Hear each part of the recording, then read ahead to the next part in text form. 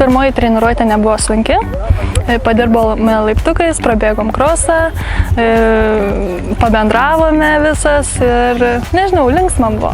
Linksma treniruotė. Pasilgsti ir visų juokelių, ir per treniruotės metu kartais pajuokauju ir rūbinėje. Tikrai per vasarą pasilgau visko. Nepasakyčiau, kad tas laiko tarpas buvo labai ilgas, kažkaip vasara labai greit prabėgo, atrodo čia labai trumpai viskas, ta trumpa vasara buvo ir džiaugiuosi čia vėl sugrįžus. Viskas gerai. Šiandien tiesiog buvo įvadinė Sūduvos treniruotė, rytoj planuojami testai, visą šitą savaitę planuojama būti lauke, fiziniam pasiruošimui skirti. O nuo pirmadienio, nuo rugsėjo 5 dienos pradėsim kartu į salę eiti. Gerai jaučiuosi šitam treneriui būdama asistentė, bet kažkurią dieną pagalvoju, kad jeigu reikėtų eiti pačiai pirmadienį treniruotę, tikrai jau nenorėčiau. Gal atėjo tas laikas, kada...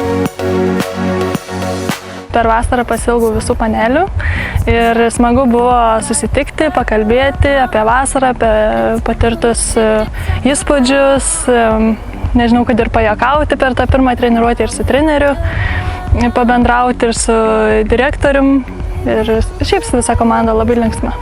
Tikiuosi pertikti viską. Maybe we're crazy.